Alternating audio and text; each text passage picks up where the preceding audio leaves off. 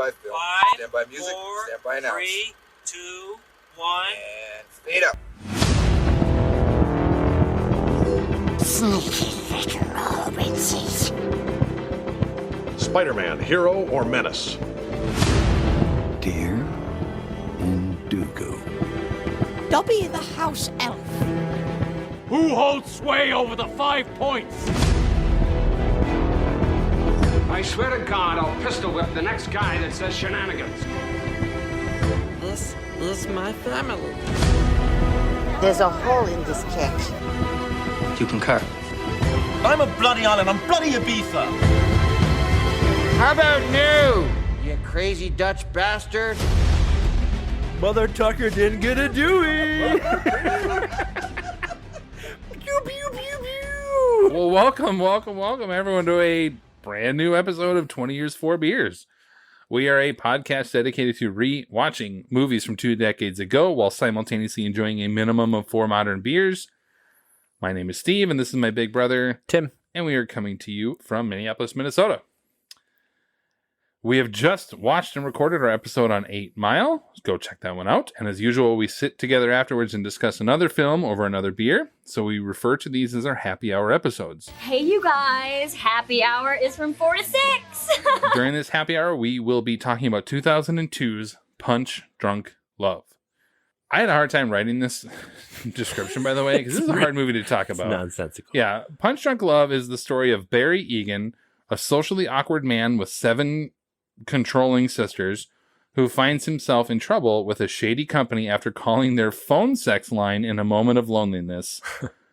That was a weird sentence to type. Yep. At the same time, he begins a new relationship with a woman who may just be able to rescue him from the life of loneliness and danger that now surrounds him. What follows is the most Paul Thomas Anderson romantic comedy that you could imagine.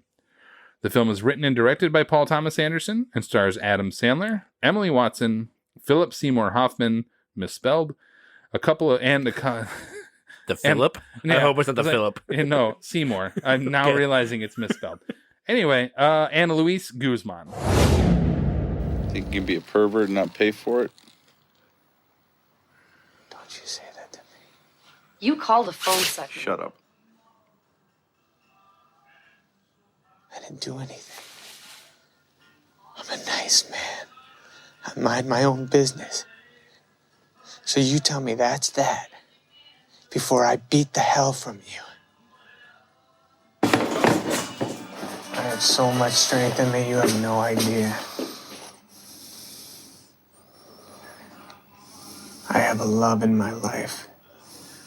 It makes me stronger than anything you can imagine.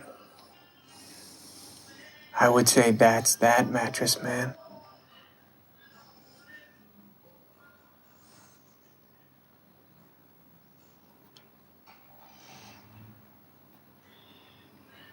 You came all the way from LA to tell me this. Yes, I did.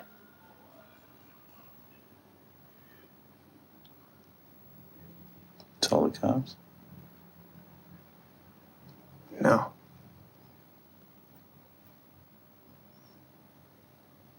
All right. That's that. Our first segment, as usual, then, is Drinking Buddy. Come on, not my fucking beer. Where we present the 4 beers that we had, 2 for each of us, since we watched these separately, and another one after this, and give our expert drinking ratings. Tim, why don't you start us off? I had, Indeed, out of Minneapolis, their Midnight Rider Black IPA, which was a rotational option, like a flagship years ago when that was all the rage, and then it went away. And they've just brought it back. And now I'm like, Black IPA is coming back, baby. Man, it is everywhere. I love it. So I had that, and I wish it was still in the rotation every year. I love it. It's a 4.25 for What's me. It called? Midnight Rider. Oh, yeah. Okay. I remember with, that with like the bear on the label. Yeah, it's really good. I get it.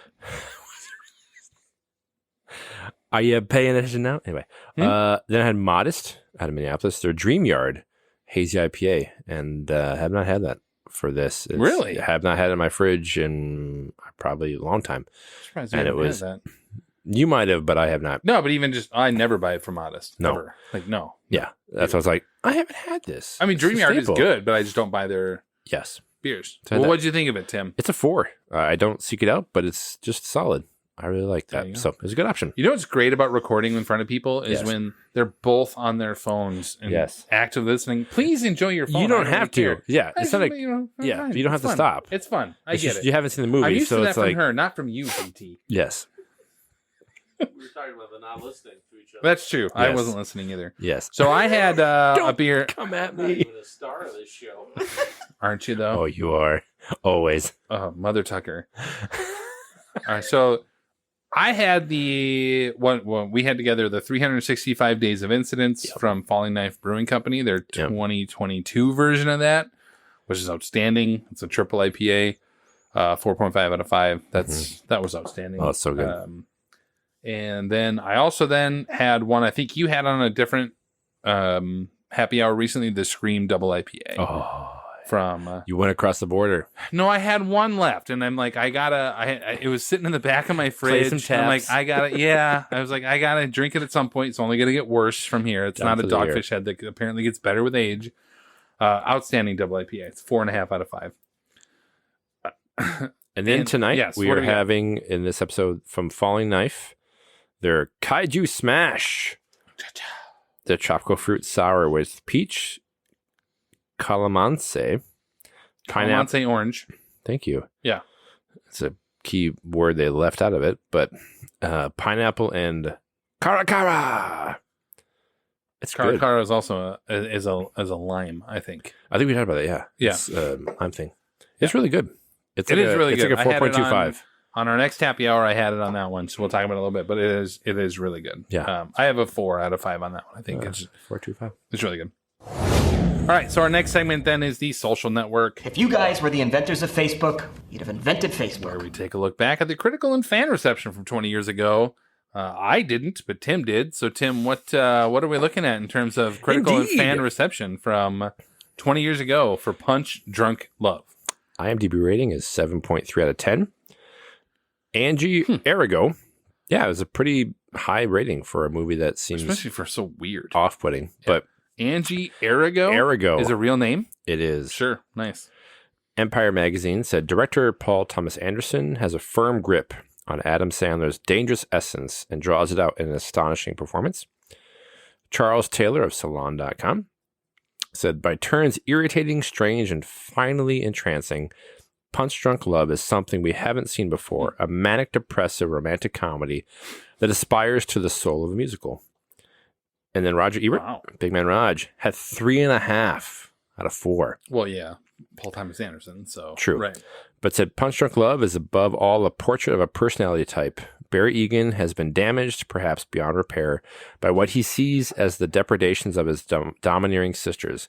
The character is vividly seen, and the film sympathizes with him in his extremities, especially with the romance between Barry and the doe-eyed Lena, who are odd enough that anything can happen in their relationship. Roger went on to say, I feel liberated watching films where I have absolutely no idea what will happen next. Again, it's a great, like, Thank white God for white Roger critic. Ebert's I'm liberation. liberated. Oh, he's finally out of the closet. And this film is exhilarating to watch because Sandler, himself liberated from the constraints of formula, reveals unexpected depths as an actor. And Academy Awards, no nominations None. that year. Not a shock. No. All right, well, that brings us to Spotlight, They knew, and they let it happen. our reaction segment where we highlight and discuss our top takeaways of any kind from rewatching the film. I do have a few, but I guess I don't have like a ton of like deep, dark, like there's not a lot of like hidden depths to this Profound. movie necessarily. Yeah. No. But why don't you start us off? Well, when we were talking about end of the year, what? Sorry, hold on one second. Have you seen this movie, JT? No. You've seen this? Yeah. You watched it with him? We didn't Or watch just it. another time? Different time. Well, I didn't watch it this week, but we watched it together because when we first started dating. Yes. It was like, this is the best thing ever. Yes. Yeah, you also brought her to Wicked though, and she hates musicals. So I mean, like it was. Which I learned about at the freaking intermission. Yeah, I'm just saying. This is incredible. And she's like, this is a dumpster fire. I'm like, we went to Chicago to see this. information would have been helpful yesterday. Speaking All of the way Sandler, from Milwaukee. Yes. What a long drive It from was Milwaukee tough. to Chicago. So anyway, Anyway, I yes. loved this movie when it came out, and I loved it. And I was like, watch this. So you have not seen it. Ellen has. Anyway, continue on what you were saying. Sorry to interrupt you. No, it's a great atmospheric, just like the movie. What's happening? Keep it interesting. Kinetic. Yes. Yes. It's very kinetic. I adore this movie, so I am completely biased. You were biased before. Yeah, okay. So I respect that, and I cannot disagree with those who think it's a pile of garbage. So I will say that right up front. I don't know anyone who does think that, but I'm sure there are people out there. Possibly. There's But no one opinion. When I watched it and kind of broke it down to like the things I want to talk about is, first thing I want to talk about is Adam Sandler. So we know who he is. At the time, he was definitely dumb, slapstick, stupid comedies, which are still amazing. Yeah, and absolutely. Still do. I that's got his Billy bread and Madison butter. quotes throughout lots of episodes. Yes, absolutely. his lane. I do remember at the time being shocked at how good he was Mhm. in this movie. And I am still impressed. So when I watched it again, his ability to turn that kind of rage that was always used for humor and kind of explosion elements, Yeah. but harnessing it for the intensity, and it becomes, clear that there's a sympathetic take of him always being browbeaten by his sisters. Yeah. So like the 7 older sisters who are just merciless Yes. to him. And what I like about that is it's used for this romantic story of that type of rage. It's clear he would use that to take on the entire world when he falls in love with Lena. And that type of balance works really well for this. So I appreciate what Paul Thomas Anderson was writing, because I know he said, I want to write a movie for this guy, and brought him in specifically for this movie. Yeah. And it works totally for me. Yeah, when he did press tours for Magnolia, they asked him what his next movie was, and Anderson was like, "I'm writing an Adam Sandler comedy," and everyone laughed it off, like, "What?" The guy from Happy that guy, Gilmore, right? really? Happy Gilmore and Billy Madison or whatever, and he actually was writing it specifically for Sandler. Yes, I agree. Sandler is the reason to watch this movie. Yes. I mean, similar to watching Eminem and 8 Mile, this is the reason to watch this movie, and we're going to talk about that probably in the next movie with The Pianist. Is just like, these are the reasons to watch this movie, and Sandler's number one on that list. The only thing that bothered me was he still had his Sandler-esque moments, which are like when he's running and he has that high-pitched, like... Yes. I'm not even going to try it right now, but he's got that stupid high-pitched run. Yes. Like, squeal that he does. Like, it's just... It's funny, but it's like... It was off-putting in the movie. Minor quibble, of course, but it's just... Aside from that, though... Yeah, he's completely believable as an ADHD, presumably, high anxiety, depression... personality, thanks in no small part to the worst sisters imaginable. Yep. Well, maybe not imaginable. Cinderella probably has a couple worst, but their step. Like, I mean, he walks in, they're like, "Hey, remember we called you gay boy? Gay boy?" And you and they remind him of all the terrible things you did. Yes, What was wrong with you? Yes. Nonstop. And they tell other people about it? Yes. Right. So, I mean, and to the point where in the end he goes toe to toe with Philip Seymour Hoffman, face to face, literally. Yes. And holds his own the entire time through. Yeah. Sandler's outstanding in this movie. It's the reason to see it. Like when he says, "I will beat the holy hell from you." Yes. I mean, that whole scene is outstanding. So great. Yes. But Sandler's the reason to see it. Yes. Emily Watson. Yes. An underappreciated actress in the grand scheme of things. But Sure. Yep. we saw her in Gosford Park, Red Dragon. Yep. So movies we've talked about at that time of, early 2000s. I really like what they did with her character. Sure. And when she comes into the picture randomly, and then later, I like that she reveals that she had seen his picture. Yes. At the sister's house. So it didn't seem like some kind of contrived meetup where it wasn't like, "Hi, here's my sister. Meet them and you go date." And it's like the happy kind of meet in the world. Meet cute, I guess they call that in the grand scheme of things. Yes. But I like that she has some clear baggage on her end as well. Sure. Like when she talks about the being divorced and being out of a relationship just 6 months ago, or just now freshly released. I mean, you can see like there's a hint of things that are what I think a person coming into it might see as red flags of Barry. Yeah. To say this guy is weird. Not might. Probably should. Very likely. But yes. It's handled very She sympathetically. comes in it with her own baggage, so it's not red flags. Yeah, so when they are starting to come together, it does feel like it makes sense for the characters. And I think that's a example of, or just a great showcase of her ability as an actress to have it not feel so forced. Sure. Yep. Yeah, I remember thinking as I was watching it again, it had been probably 18, 19. I haven't watched it in a long time, and I like Anderson a lot. Yep. The buildup of the story just continually feels like he is going on a Joker-style rampage at the end of this. Yes.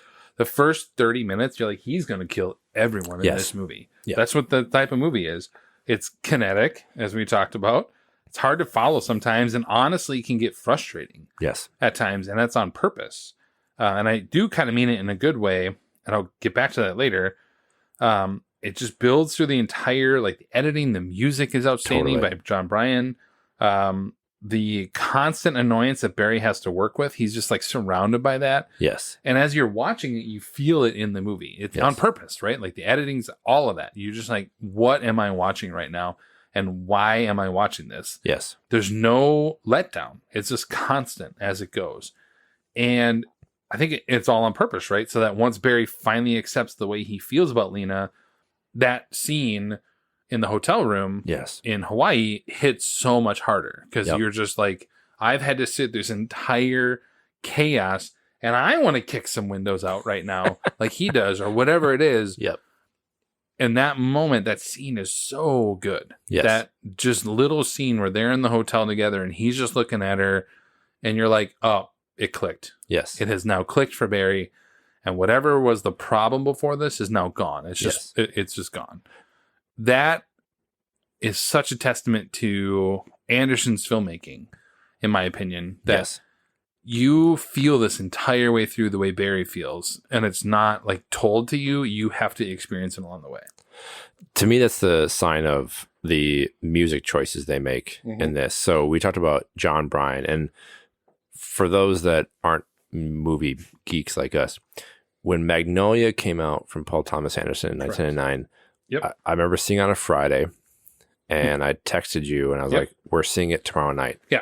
Because it's a masterpiece. Yeah. How good was it? Is we weren't even like that close at the time, and you're like, I don't even care. You're going with me right now. We are going tomorrow night. Exactly. It's incredible. And I'm dragging your ass to this. 3-hour magnum opus before it. Yeah. of just incredible movie. So I say that because one piece of that was John Bryan's score for that. And we always talk about score and like the atmosphere can build. Yes. The royal we, I guess. The great thing about this movie is it does feel like it's an hour and 27 minutes long. Very so it's short. Super compact, but it's half an hour. The first part, like you said, is kinetic chaos. And the music choices they make of having it just seem like all these components clashing together that I think is really jarring from a movie going, like you just can't get your feet under you watching it. But like, this is crazy. All the story's going crazy and the music shifts. And the second half of it, like the 30 minutes where he and Lena start to come together, it becomes much more cinematic and much more orchestral. And they use like the Popeye, like He Needs Me song. And it's just, they use great music choices to kind of see a sense of calm create in this. And you're right, in Hawaii, when it comes together, how they use music. And then the last half hour, when Barry becomes protective of these people that are trying to harm him, and then by extension, Lena, and it becomes like drums and more forceful.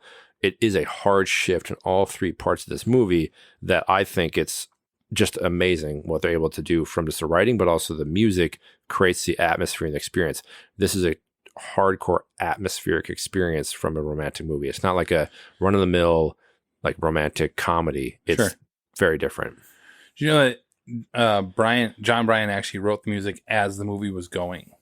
Like really? On set, they would actually, because what's that damn piano that they play? The harmonium or whatever. Yeah. Like Anderson wanted that as the principal piece, and so that's where it is. So Bryan actually was playing some of the music as the scenes were going. That's awesome. It's rare for a movie to have music beforehand, right? Like it's usually they just they do it at the end. But he actually was writing as the movie was being made, so they could actually listen to a lot of this, and it would feel that way on set. That's cool. There you go. Yeah, I had a hard time. I was halfway through this movie going, do I like this movie? Like, I can't remember. I can't disagree. Do I like this movie? This is like, I think I might hate this movie, right? Yeah. And I say that because I found myself honestly comparing it to Spirited Away for that reason. Sure. Was like, not in terms of story or anything like that, but it's very weird on purpose, the first half. Yeah. And the difference here, of course, is like, it was supposed to be setting us up for a payoff, arguably, right? Like, so a movie like Spirited Away, you think, oh, this is weird for being weird, but now it's going to pay off. And in the end, it doesn't pay off. It punches you in the face like, nice job, sucker. Take, here's my $10. 2 hours of your life right, are thank gone. you. I can't get that back. Yes. Whereas this, like, it fundamentally shifts with about 40 minutes to go. Yeah. And you're like, now it clicked. And now we go along with that. And so I remember being like, even just the other night watching it, I was like, I don't even know if I like this movie anymore. I thought I liked this movie. What happened to this? What's going on? And then it was like, oh, right, here it is. Yes. And that's it clicks. And I found myself comparing it, and it made me hate Spirited Away even more. I don't want to go on a rant about Spirited Away. We've done that. You can go back and find that out there, but on your favorite platform.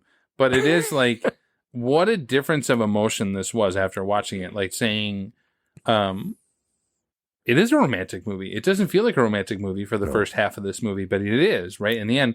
And afterwards, I'm like, I'm really glad I watched this movie. I really am thoroughly enjoyed it again versus watching Spirited. And for me, I watched Spirited Away a second time. You had not seen it. Yes. And I was like, flogging myself or whatever. Flagellating myself. Yes. I was like, I can't watch Spirited Away again. Whereas this, I'd go, I would watch this with somebody else. Yes. So, but it's good to know that going into it. Yes. I agree that the atmosphere is what gets it for me. So I do think that, thinking of Ebert, where he talks about not knowing what is going to happen is really interesting. And again, Spirited Away is the exception to the rule. Correct. And he throws these, so the director, Paul Thomas Anderson, wrote it and put it together. He takes these two broken people and sees them bring out the best in each other. Mm-hmm. And that's what always resonates for me. It's the little touchy thing, or the touches that he does, like where it's jarring, it's a fuzzy picture at times, the weird color schemes. Yeah. He uses to kind of have a retroactive vibe to it. And then it's the tiny things, again, like when he's in Hawaii calling Lena to try and figure out where she's at. And once she answers, the phone kiosk on, the light turns on. Yeah. And it's those little things that from a cinematic experience just really add to the atmosphere and the experience. Because it's jarring. But once it starts to come together, the two of them, I love it. Where it does feel like once, and it's really jarring when they come back and the car accident happens. Yeah. And Barry comes out and realizes she's bleeding. And these people that harassed him before, and it's like, holy God, these guys are in trouble because this guy will destroy the world for what he's... To protect her. Yes. Yep. And so that was always a great experience for that. And I, across the board, I can't disagree with you when you're like, do I like this? First half, I wouldn't convince I love you. this movie. First half is like, what's going on? This is a lot. And it's an emotional experience to kind of go through. Yeah. I love that scene too, where because just from a parent of a person with ADHD and that kind of stuff, I know my kid would absolutely make that phone call on a loud ass public phone in the street and not realize this is the dumbest possible way you could make this phone call. Yes. Like in the loudest place, you would some still parade make this, in Hawaii. Yes. It makes no sense, but it works for the movie. Yes. I really don't have much else. I mean, I could obviously kind of keep going on a lot of this stuff. It's a really good movie. What surprised me for this was, we had seen Boogie Nights, and then again, like I talked about, Magnolia was... I saw that with Andrea, actually. Yeah. And then I saw Magnolia with you. Yes. And to me, I was like, I saw this by myself. So, I mean, maybe that was like, I need to watch this by myself. Maybe a bit. But yeah. The two of that was the first movies I'd seen of this, and I was expecting... So I was always amazed by what he could do. Right. And I loved the pivot for this, where an hour and 25 minutes... It's a compact love story. Yeah, surprisingly short. Yeah. And he showed glimpses of that in Magnolia with the cop and the abused woman coming together, which is incredible. But this was like a longer story of just like that kind of broken people coming together. And the visual style and just the manic atmosphere. I do remember being like, this Paul Thomas Anderson guy is incredible. Yeah, he's something he should watch out for. Yeah, he's a pretty good guy. He's good people. With our reaction segments out of the way, that leads us to our next segment that we call The Verdict. I'm going up there, I'm going to try it, I'm going to let the jury decide. This is pretty much exactly how it sounds. Each of us take a minute to put a cap on our reviews, give a rating, and whether or not the film holds up 2 decades later. I have one as well, but you can go first. A romantic dramedy not designed for all audiences nor easily digestible. Punch Drunk Love keeps you on your toes as it focuses, thankfully, not on the struggles of insanely beautiful people struggling to find a date, but instead fleshes out a sympathetic connection between 2 bizarre characters and shows even odd ducks are deserving of love. Showcasing a career-changing performance from Adam Sandler that hopefully all can appreciate, the movie is an impressively compact example of what writer-director Paul Thomas Anderson can bring to a film when he's not weighed down by the usual stories of paralyzing existential crisis. 4 out of 5 for me. Love it. Sandler's so good, though, too. Like, he's so good. When he wants to be really... Yes. It's like Jim Carrey, right? These comedians who are outstanding and never nominated for something. But and I love the stupid stuff. Like, yeah. Hell yeah. So good. Yeah. But when you can turn it up like this and show... Anyway, yeah, he's great in this. All right. So my verdict is about halfway through Punch Drunk Love, I was asking myself, do I hate this movie now? Thankfully, in the end, I was reminded of what capable, arguably classic filmmakers like Paul Thomas Anderson are capable of with almost any material. Combining an artistic style with a very odd story is not something Hollywood is known for, but directors like this Anderson, Wes Anderson, or Alexander Payne all do it well. And this is another example of it. I would say in some ways I like this more now than I did 20 years ago, since I was so enamored with Magnolia at the time and comparing it. Comparing is a word. Do it. Yeah. If irregardless is now a word, I can make comparison a word. But Sandler's wonderful performance stands out now more than ever. I have 4 out of 5, not saying, but you have to watch it if you're in the right mood. Like, this is not a movie that you would be like, I'm looking for a romantic comedy. Let's put this on. Nope. Not your jam. Go see the new Julia Roberts and George Clooney movie in the theaters. And if you hate it, I would not try and convince you otherwise. Yeah. To me, I'd be like, I get it. It's not. Sure. Yep. All right, we come now to our final segment, which is Quiz Show. The exciting quiz program, 21. Where we search for trivia surrounding our subject film and try to stump the other. I have 1. No, hang on. 2. I'm wearing glasses. It's not like I can't read. I have 2. What do you got, Tim? I have 3. 3? Of course you do. Go ahead. Before Punch Drunk Love, composer John Bryan worked with Paul Thomas Anderson on his films Hard 8 and Magnolia. And despite a successful career as a film composer, he has not been nominated for an Academy Award. Sure. However, Bryan has an extensive career producing albums for many popular artists, including Amy Mann, Rufus Wainwright, Fiona Apple, Spoon, Dido. But most interestingly enough, he won a Grammy for Best Rap Album in 2005, co-producing that album with what controversial rapper? And when I mean controversial, I mean like right now topical, controversial rapper. It's Kanye West, but I was like, where are we getting here with this? Like, that was a roundabout way to get to Kanye. There. Yeah. Late registration. John Bryan. No, I understand. We're about to talk about the pianist and the Holocaust, so we can talk about Kanye West. But I didn't think we'd get there on Punch Drunk Love. Like, oh my God. Yeah. Yes. Anyway, Kanye. I don't remember the album though. Late registration. Thank you. Yes, but it's good. Yeah. This amazing film composer won a Grammy for a rap album. Got some Yeezys. Yep. All right. So this is the second time that Emily Watson and Philip Seymour, spelled correctly this time, Hoffman, share a credit. Though interestingly, this was the second time they've shared a credit on films we've covered. Yep. Interestingly, they do not share a scene in either this or Red Dragon, and yet they have the same credit in the same year. They would have one other film together in 2008 and would actually share the screen together. So in what Charlie Kaufman film did they finally share the screen together? Oh, Kaufman. I cannot say the name of it. It's such a weird thing. Schenectady, New York or whatever. Yeah, I agree with you. In fact, I don't even know. I might even play the Google version of pronouncing it on there because I could not do it either. But yes, New York. Well done, sir. You are correct. Ooh, it's Kaufman. That helped though. Kaufman thing. Yeah. Yeah. It is like it's not Schenectady, but it is something like that's what it looks like. But I love Charlie Kaufman in a way, but that movie is awful. That's terrible. Anyway, there you go. Straight garbage. Paul Thomas Anderson has been nominated. I didn't think you would come up with that movie. Well, it helped with the Kaufman thing. Well, limited, but all right, fine. That's okay.